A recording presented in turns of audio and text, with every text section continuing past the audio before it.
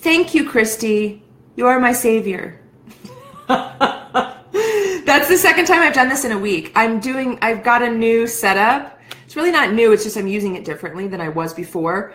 And I keep forgetting to turn the sound on. Thank you, friends. Thank you, Ken. Thank you. Yay! We can hear each other.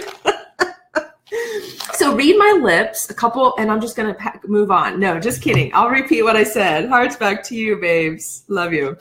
So I'm wondering, is there any part of your life that you want to heal this year? Is there any relationship you'd like to heal? Is there any part of your body that you'd like to heal? Is there any like mindset? Do you want to expand your wealth mindset, for example? Would you like to, maybe heal your spiritual, something spiritually? Is there some area in your spiritual life that you'd like to work on? I'm just curious, like healing. I'm in the world, I'm a business coach, and I also teach people about body movement. And one of the things it's super duper important to move forward in life is to let go of what, the things that are hurting us still maybe. And one of those things, there might be like this thing that keeps itching you. Like for me, I grew up as an abused child. Being an abused child, I was like hanging on to all these little things from that. And I still am. They'll creep back up and I don't even realize it, right? In my business, in my body, in my friendships, all of that stuff, I can feel insecure as if somebody's not going to love me, for example. And I just get to notice that now, and I want to heal that continually. And how do I heal it? So I'm curious if you want to heal something. One, hey, Dana, good morning. Oh, so good to see you. Yeah, I'm curious, like if you want to heal something, and then if you do, how are you going to do that? That's why I have this book today to share with you. How are you going to heal? So for example, for me, like I shared with you, I grew up in a challenging home. Forgiveness, doing forgiveness practices. I have a little set of sayings that I use when I get into a space where I'm not feeling as kind and open-hearted maybe for something in my past. So I do these forgiveness practices. Also healing, sometimes we don't even know what's going on. So if you've got a problem in your body, this is really what I want to talk about. Your body is a reflection of what's going on in your life. So if there's something that's not yet healed, and you may not even know, it's like it's just hanging on and you forgot, like, then all of a sudden it comes out when you start moving your body, that your body is holding on to trauma from the past, hurt feelings, car accidents even. So I would love, if anybody's out there and has a challenge with your body, like you're like, my knee hurts, or I have digestive issues, or my left ear is always ringing, or my right eye is twitching, or I can't seem to get enough breath. Anything, you have rheumatoid arthritis, anything like that. Drop me a little comment, let me know, and I'll look it up in this book. And I'm going to speak about this book for a moment. So this is a book called You Can Heal Your Life by Louise Hay. She was a woman who got this information about the mind-body connection and how your thoughts, right? Your thoughts, say that again, are what impact your health, your body, and what's going on. And so some of you may have heard this before, and some of you may not have. Some of you may have lived it and experienced it, and some of you may not have. Whatever, no judgment. This is one perspective and one way to see your life. So she couldn't get anybody to publish this information. So what did she do? She started her own publishing company. And Hay House Publishing is now one of the, it's like the leading publishing house for new age, spirituality, health, mind, body connection books. So this woman believed in this message so much that nobody would take her. And she's like, fine, I'm doing it myself. And she figured it out. And so neck pain. Okay, Christy, let's look it up. So what we're going to do, I'm going to look it up. This is a beautiful book. If you want to get this book, go ahead and do so. You may not be able to find this version on Amazon because it's a gift version. So you may have to go to You Can Heal Your Life website, like Louise Hay. Look how beautiful. Oh my God, it's so pretty. Look at that. Okay, Christy, we're going to look at your neck pain. Mike, hey guys, hey Marcy. I'm asking everybody, do you have any challenges in your body? And if so, we're going to look up the mental connection and how you could potentially use you can still work on your neck, get massages, whatever you're doing already, if you're doing something, and if not, let's chat. Because there's a few things you can do that'll help you with your ribs and your head and stuff, your fingers too. But we'll talk about the mind-body connection today, healing. So neck pain, neck. I'm going to look on page, let's see, 206. Okay, 206, neck pain. Okay, so I'm going to read this. And here's what I'm going to say, everybody. Hey, Chessa, good morning. I'm talking about mind-body connection. So if there's anything in your body bothering you right now, let me know. I'll look it up for you.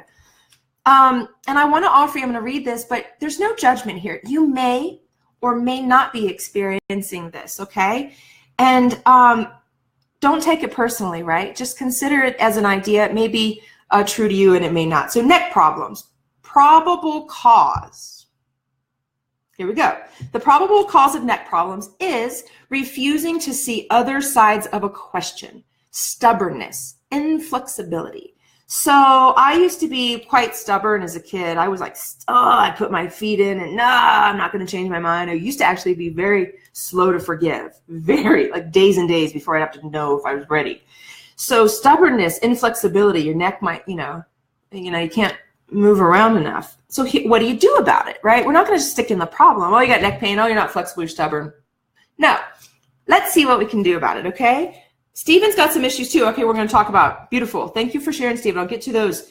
So neck pain, here's a new thought pattern. So instead of being stubborn, instead of being inflexible, instead of seeing the other side of a question, you can say to yourself, speak it aloud even, dance it in the streets if you want. It is with flexibility and ease that I see all sides of an issue. So not just one side, all sides. Put yourself in somebody else's shoes.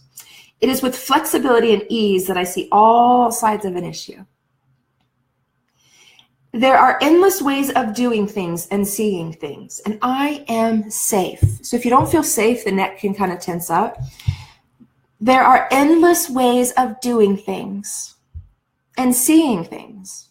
Endless ways of seeing things. And I am safe. So Christy, play with that. And anybody else out there, I know there's lots of people with neck pain. So play with this. See what happens. See if you can be a little bit more flexible in your viewpoint in your head, and then maybe the neck will release a bit. And if you need some physical stuff, I can chat with you about what to do with your head, what to do with your heart, what to do with your fingers, all that. Okay, knee, knock down off my bike and have posterior cruciate ligament. Oh my gosh, Steve, we got to get on the phone. We got to get on a video. We got to talk. I got to see this. It's a big thing because the way you're walking right now is affecting it. You're irritating it probably every day. So I'd love to share with you some ideas. Okay, let's talk about the knee though, because what Louise Hay would say and what many would say in this mind-body connection world is the fact that you got knocked down off your bike in the first place, that something was going on with your knee then. That like you didn't just fall for no reason. It was like there was a reason that moment. So there was maybe a mental thought that took you out of the game and took you down, right? So we're going to look and see like the knee was affected because you could have fallen and all sorts of stuff could have happened, but no, the knee, that's the thing. So let's check it out. Okay, knee problems. All right, here we go. So you'll see here, it's beautiful, the book, there's a problem, there's a probable cause, and then there's a new thought pattern. You get to choose. You don't have to, but you can choose it if you want to. All right? So knee problems. The probable cause is stubborn ego and pride. Inability to bend, fear, inflexibility, and you won't give in. Like it's like, not doing it. I know best. Like maybe if you've had that kind of, because the knees will lock. Nope, stay here, not doing it. Not like a sense of, let's see what the new thought pattern is. So instead of stubborn ego and pride and inflexibility, not giving in, what could we do instead? How could we think? Oh, I love this. This is what I was speaking about just a minute ago. It's one of my favorite topics because it's been one of my biggest journeys is forgiveness. Forgiveness. So if there's anybody in your life who you haven't yet forgiven, that might be an opportunity to work on, and then your knee will start to heal. Understanding, just being more understanding in general of people. Like you may not understand them, but just being okay with understanding that you're not going to understand them. Compassion, seeing we're all human. We all have hearts and blood. We're just trying to do our best in the world. Every single person in your life you come across, even that person who cuts you off and flips you off in traffic, they're trying to do the best. They had a bad day. Something's going on. Give them a break. Everybody's got a story, right? So that's an idea. One way, compassion. And anybody out there, lots of people have knee problems. There's like a bajillion people who have knee replacements. And I guarantee you a lot of them haven't forgiven something, probably from their childhood. That's okay. It's lots of work to do in this lifetime. So you can say forgiveness, understanding, compassion. And this is a mantra. I bend and flow with ease, and all is well. All is well, Stephen and everybody else. I love you. A taxi hit me from behind. Yeah, fascinating. And it's so a taxi hit you, and then you could have fallen. Your head could have hurt, your elbow could have hurt, your wrist, but your knee did. So that's what Louise Hay would say. Like, there's a reason why your knee was affected when you were hit by the taxi instead of, say, your left big toe. So just consider, like, if there's a space in your life where you could find more forgiveness, more compassion, more willingness to, be in the flow of life, feel more flexible in your thought pattern, and then your knee might start to open up. And also, like I said, let's chat. What do you say here? I'll message you and stuff and just say, I'll show you a few things, especially with your feet, that can support that whole system from your feet all the way up to your knees to your hips, so that you can start to feel protected all the way around your knee. Most people teach exercises that only protects the front part of the knee, and then the poor back of the knee gets like weak, and it pops out. We got to get knee replacements, and there's no need for that. Okay. So, all right, you guys are amazing. You know what, Stephen? I just realized as I was talking to you, I had thought it was Stephen Hansen and Steve McCullough. I thought I was talking to a different Stephen, which is still cool, but it just all of a sudden, it just dawned on me. I misread the last name. So I don't know, it kind of excites me even more because it's just weird. So Stephen, thank you for being here. And everybody else who's here right now, thank you for having spending time with me, and have a wonderful rest of your Tuesday. And if you put a note down here later, if you're watching on the replay, thank you so much, hearts. But if you're watching on the replay later and you have a challenge in your body, go ahead and write it down, and then I'll message you, or not message you, but I'll put it in the comments. I'll read in the book, and I'll put the little thing like, hey, here, try this new thought pattern, try this new mantra. It might help you. Okay? See you guys soon. See you tomorrow or later today. All right? Namaste.